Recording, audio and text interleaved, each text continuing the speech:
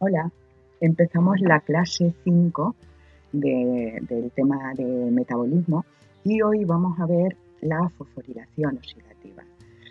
El proceso por el que se obtiene en la respiración celular más energía que en ninguna otra reacción que hemos visto hasta ahora, en ninguna otra ruta que hemos visto.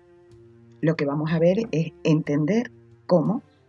Ya veréis que es necesario una membrana impermeable solo en algunos sitios donde hay proteínas transportadoras, pueden pasar los protones, y tiene lugar en la membrana mitocondrial interna. Quedar claro esto, es decir, la localización de los procesos es muy importante y os la pueden preguntar como apartado, donde tiene lugar el ciclo de Krebs, donde tiene lugar la glucólisis, donde tiene lugar la descarbosilación oxidativa del piruvato, donde tiene lugar la fosforilación oxidativa. En la mitocondria sí, pero en la mitocondria dentro de la cadena, dentro de la membrana mitocondrial interna. Sabes dibujar la estructura de la cadena transportadora, que no es difícil. Saber cómo es la ATP sintetasa o sintasa, saber cuál es la función de la fosforilación oxidativa, producir energía utilizando la energía que llevan los electrones que se han obtenido de las distintas fases de la oxidación que hemos visto en la respiración celular. ¿De dónde provienen los electrones? Pues de esos coenzimas transportadores de electrones, de esas moléculas de poder reductor NADH y FADH que han salido en la glucólisis, que han salido en la descarbosilación oxidativa del piruvato y que han salido en el ciclo de Krebs. Y luego saber el balance global de la respiración entera, ¿vale? De cuánta energía sale en la respiración y entender por qué ocurre. Bueno, pues eso, fosforilación oxidativa o cómo obtener energía utilizando una membrana y electrones procedentes de oxidaciones, ¿vale? No confundir con la fotofosforilación, que tiene lugar con luz y tiene lugar en los cloroplastos. Es un proceso similar, pero en este caso debemos de dar energía a los electrones y lo hacemos con la luz. La fosforilación oxidativa es el mecanismo más rentable que se ha inventado la célula para obtener energía. Realmente los seres vivos no fueron muy productivos en cuanto a energía hasta que no se inventó pues una membrana que podía tener una cadena transportadora de electrones y dar lugar a una fosforilación oxidativa. En nuestro caso, en las células eucariotas, tiene lugar en la mitocondria. En las células procariotas, en el mesosoma, acordaros. Y es la etapa final de la respiración. Y es donde vamos a rentabilizar realmente la oxidación de la materia inorgánica. Porque todas las sustancias que se nos han producido, el poder reductor, todos los coenzimas que transportan electrones que se nos han producido en las fases previas, llevan energía potencial en sus membranas. Esos electrones son transportados por la cadena transportadora de electrones y transformados en energía. Y estoy hablando del poder reductor que se fabricó en la glucólisis, en la descarbosilación oxidativa del piruvato.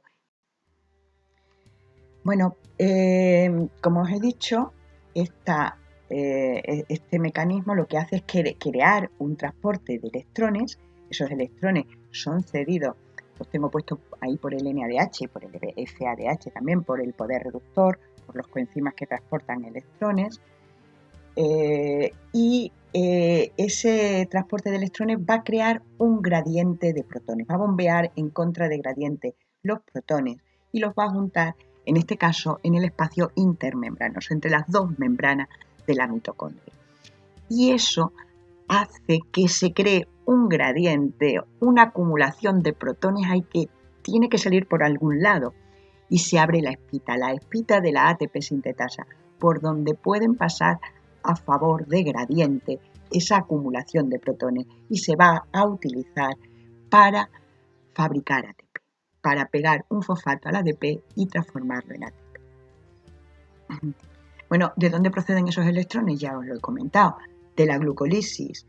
Pues en la glucólisis salen 2 moléculas de NADH, porque es una oxidación. De la descarboxilación oxidativa del piruvato salen otros 2 NADH. Y del ciclo de Krebs, que estamos hablando por moléculas de glucosa, no se os olvide, por eso nos salen 2 en la glucólisis y 2 en la descarboxilación oxidativa del piruvato, y en el ciclo de Krebs queda 2 vueltas, 6 NADH, y ahí os tengo puesto las reacciones en las que sale, y 2 FADH. Entonces, la fosforilación oxidativa, luego os mandaré el vídeo, lo tenéis ya cuando dimos la clase, os lo mandé. Tenemos 3 fases. Primero, un transporte electrónico, un transporte de electrones. Segundo, ese transporte de electrones va a crear un gradiente de protones, va a achuchar los protones, a acumular los protones en el espacio intermembranoso. Y por último, vamos a ver cómo se hace. Los electrones son transportados, como hemos dicho, desde el poder reductor, las coenzimas que transportan electrones, que se han fabricado en las fases anteriores, el NADH y el FADH, hasta un aceptor externo, que en el caso de la respiración aeróbica es el oxígeno. En el caso de las respiraciones anaeróbicas es otro. En este caso, el oxígeno recoge los electrones y los protones y se transforma en agua, que es el agua que sale en la respiración. Acordaros de la reacción de la respiración. Glucosa más oxígeno se transforma en CO2 y agua. Y se hace a través de una membrana donde hay unas proteínas. Y esas proteínas, puestas en orden, se conocen con el nombre de cadena transportadora de electrones. Lo curioso es que estas proteínas, si medimos la energía que tienen estas proteínas, cada vez, y las ponemos en una gráfica, estas proteínas tienen cada vez menos energía, hasta llegar al nivel del oxígeno, que no tienen ninguna. De tal manera que cuando los electrones pasan de una proteína a otra, van perdiendo energía, y esa energía se va a utilizar para bombear en contra de gradiente, acordaros, transporte activo en la membrana, los protones hacia el espacio intermembranoso y acumularlos ahí. Este transporte se hace por reacciones redox y los electrones van bajando de energía, desde los más reducidos, que son los que tienen más energía, los que estaban unidos al NADH, hasta el final llegar al oxígeno, que no tienen energía. Esa energía que sale se utiliza para bombear protones al espacio intermembranoso. Se supone que esto era una animación y se podía. A ver, ¿qué es la cadena transportadora de electrones? Pues no es más que dentro de la membrana mitocondrial interna hay una serie de proteínas ordenadas según su energía y están ordenadas de mayor a menor potencial de oxidación. Sabéis dibujarla bien, no es difícil, es una membrana, aquí ponéis el espacio intermembranoso, abajo la matriz mitocondrial y luego le vais poniendo las patatas, las proteínas de la cadena transportadora de electrones.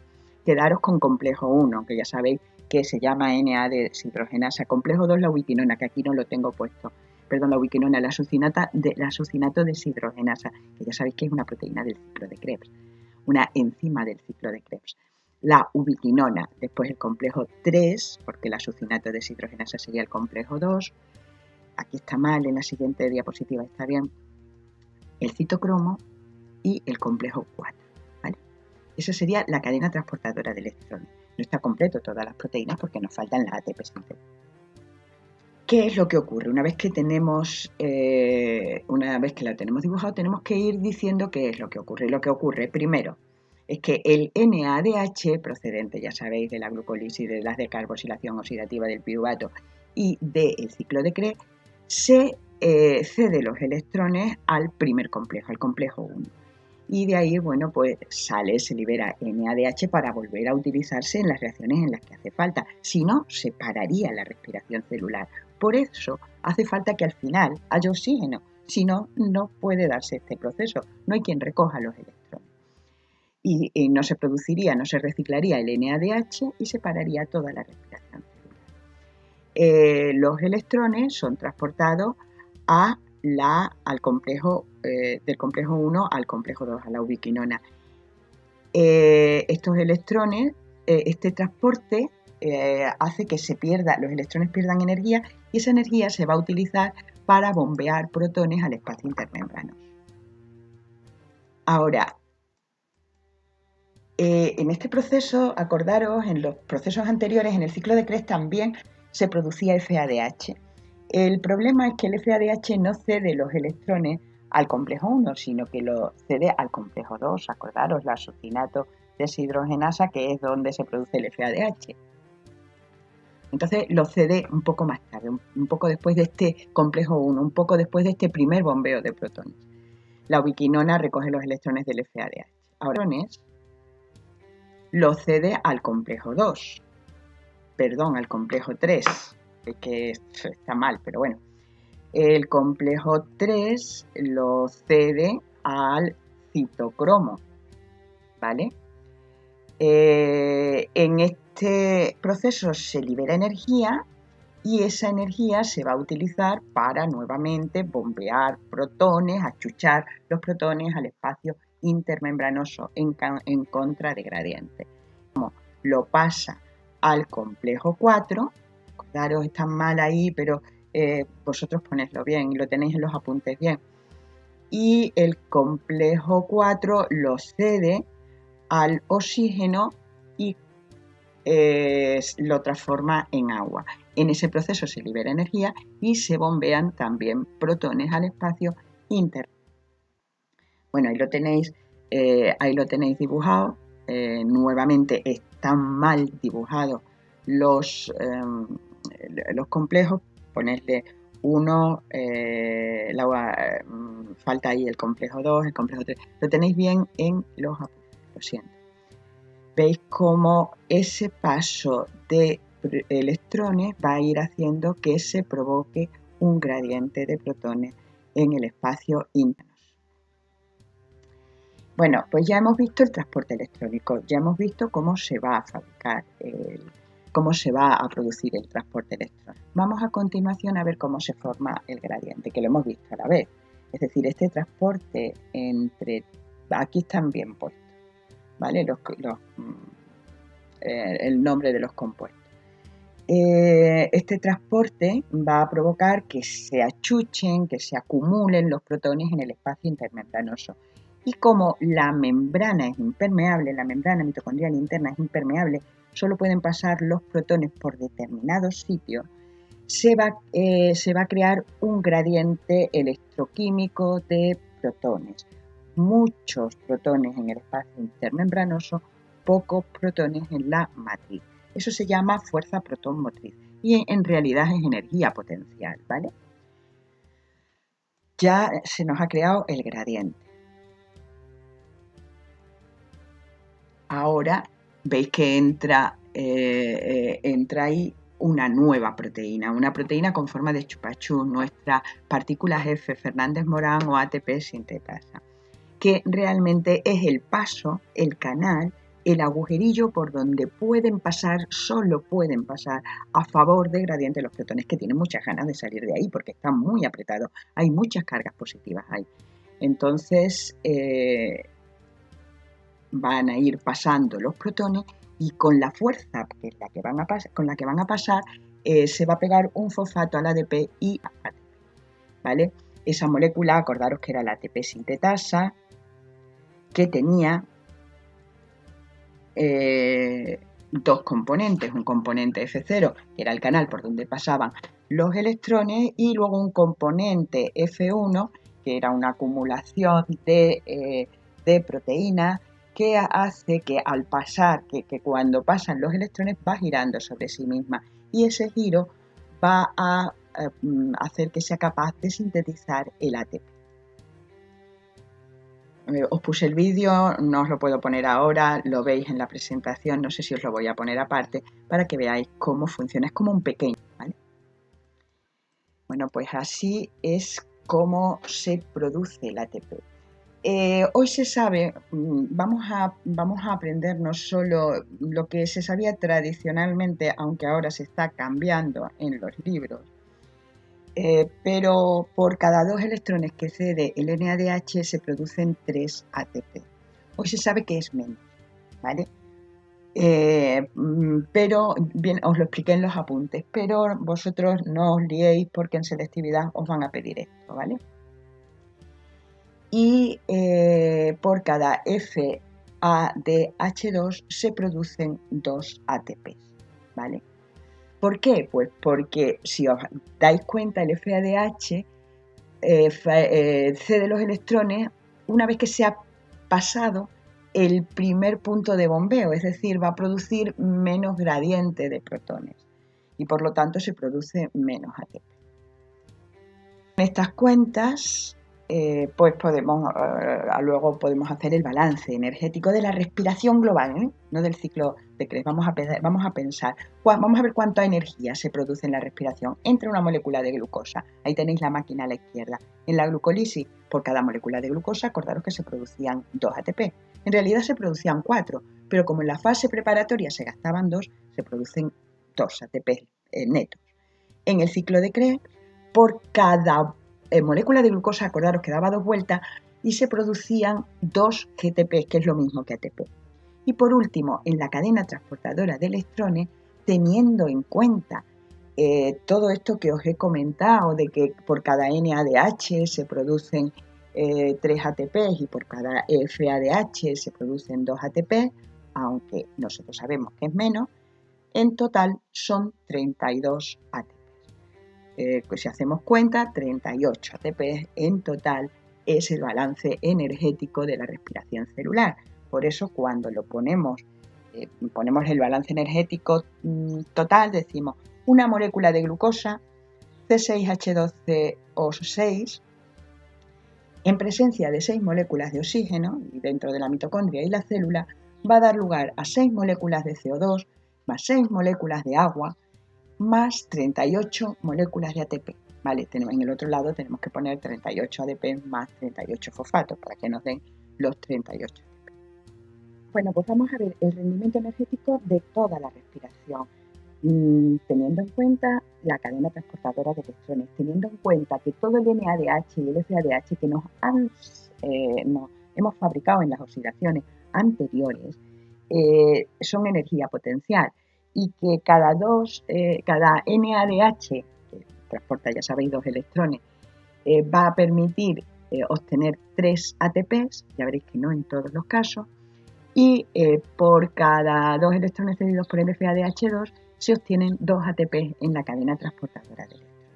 Es importante que entendáis esta tabla, ¿vale? Porque si la hacéis y la explicáis, pueden poner balance global, pues de la respiración, pues ponéis lo que es la respiración y explicáis un poquito qué sale en cada una de las fases y ahora pues lo explicáis con la tabla. En la glucólisis que tiene lugar en el citoplasma, no lo perdáis de vista, ¿se produce CO2? No, se producen 2 moléculas de piruvato, 2 moléculas de ATP, en realidad se producen 4, pero acordaros que en la fase preparatoria se gastaban 2, y se producen 2 moléculas de NADH. El FADH no se produce. Pero claro, el ATP que se ha producido en la glucólisis es por fosforilación a nivel de sustrato. Esos NADH son energía potencial, que ahora cuando entren en la mitocondria se van a transformar en energía. Acordaros que cada NADH, cada 2 electrones transportados por el NADH, daba 3 ATP. Os estaba mintiendo un poquito, porque hay algunas células que gastan algo de energía en meter ese NADH dentro de la mitocondria y entonces obtienen solamente 4 ATP, ¿vale? Por eso ahí os tengo puesto entre paréntesis 4. 2 por 3 son 6 en condiciones normales, en algunas células son 2, los ATP que se producen 2 por 2, 4, ¿vale? Entonces el balance global de energía, la que se obtiene a nivel de sustrato, 2 ATP, y la que se obtiene en la cadena respiratoria de la glucólisis son entre 8 y 6 ATP, dependiendo de la célula. Acordaros que también dijimos que hoy se sabe que no es tanto lo que se produce por NADH, tanto ATP, lo que se produce por NADH y FADH. Pero eso lo dimos Por si acaso, luego lo preguntamos y entraría solamente esto. De todas formas, si vosotros queréis comentarlo sin entrar en muchos jardines, estaría bien. En el caso de la descarbosilación oxidativa del piruvato, acordaros, estaba dentro de la mitocondria y el piruvato se transformaba en acetilcoenzima A, una molécula de 3 carbonos en una molécula de 2 carbonos. Eso, lo que es una descarbosilación, pierde una molécula de CO2, una molécula de carbono en forma de CO2. Acordaros que lo hacía la piruvato deshidrogenasa, que puede salir en selectividad. No se produce energía, ¿vale? Pero sí se produce poder reductor, que es energía potencial, NADH. No se produce FADH. Estamos viendo por molécula de glucosa, por eso están duplicados aquí, ¿vale? Y en la cadena respiratoria, ese NADH, 2 por 3, va a dar 6 moléculas de ATP. En total, la descarbosilación oxidativa del piruvato da 6 moléculas de ATP. En el caso del ciclo de Krebs, acordaros, salían 4 moléculas de CO2, 2 por cada vuelta, pero acordaros que en el ciclo de Krebs se dan 2 vueltas por molécula de glucosa y salían en las reacciones 3 y 4, en las 2 reacciones que había descarbosilación. ¿Vale? ATP se nos producía por cada molécula de glucosa 2, por cada vuelta de ciclo 1. GTP, que es lo mismo que ATP, 2 ATP. ¿Vale? NADH se nos producían 6, acordaros, en la reacción 3, 4 y 8. FADH se producían 2, acordaros, en la reacción 6. Y por lo tanto ahora tenemos que multiplicar. Cada NADH produce 3, 6 por 3, 18, cada FADH produce 2, 4, 2 por 2, 4. En total, el ciclo de Krebs produce una gran cantidad de ATP, aunque no directamente, aunque no por fosforilación a nivel de sustrato, sino en la cadena respiratoria, 24. Y ahora vamos a ver pues el balance total. ¿Cuántos CO2 salen en la respiración celular? 6. ¿Cuántos carbonos tenía la glucosa? 6. Salen totalmente oxidados en forma de CO2. ¿Cuántas moléculas de ATP se fabrican por fosforilación a nivel de sustrato? Directamente 4.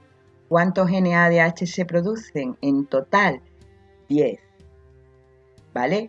2 en la glucólisis, 2 en la descarbosilación del piruvato y 6 en el ciclo de Krebs.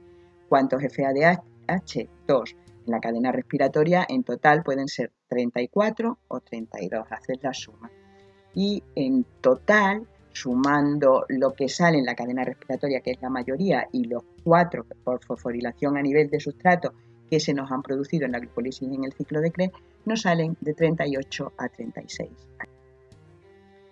Os estaba comentando ahí el baile de 32 a 38 ATP porque hay los NADH que se fabrican en la glucólisis tienen que entrar en la mitocondria y en ese paso en algunas células se gasta energía. O se gasta energía o no entran en forma de NADH, sino que entran en forma de FADH. Me da igual el caso que se obtiene menos energía de ese NADH que está fuera en el citoplasma que de los que están dentro, ¿vale? Y por lo tanto hay ese baile entre 38 y 10 ATP, ¿vale? Ahí lo tenemos. Recordad que en células como del corazón, riñón e hígado se fabrican 38 ATPs en la oxidación completa en la respiración de una molécula de glucosa, mientras que en el cerebro y en los músculos son 36. ¿Vale? Bueno, pues con esto terminamos. Tenéis que entender bien cómo se produce la energía en la fosforilación oxidativa, tenéis que saber dibujar bien la cadena transportadora de electrones y explicar cómo va y entender el balance global de la respiración, cómo se producen esos, dónde salen esos CO2, dónde sale ese ATP, donde sale, de donde sale ese ATP a nivel de sustrato y por fosforilación oxidativa. ¿Y qué ocurre con el NADH y el FADH que se ha producido en todas las rutas que hemos visto anteriormente? Pues si hay oxígeno, entran en la mitocondria y entran en la mitocondria o se fabrican en la mitocondria y pasa a la cadena transportadora de electrones, que por un mecanismo muy especial y muy productivo va a ser capaz, utilizando una membrana, un transporte de electrones que crea un gradiente de protones, fabricar una gran cantidad de ATP. ¿Vale? Bueno, pues con esto terminamos.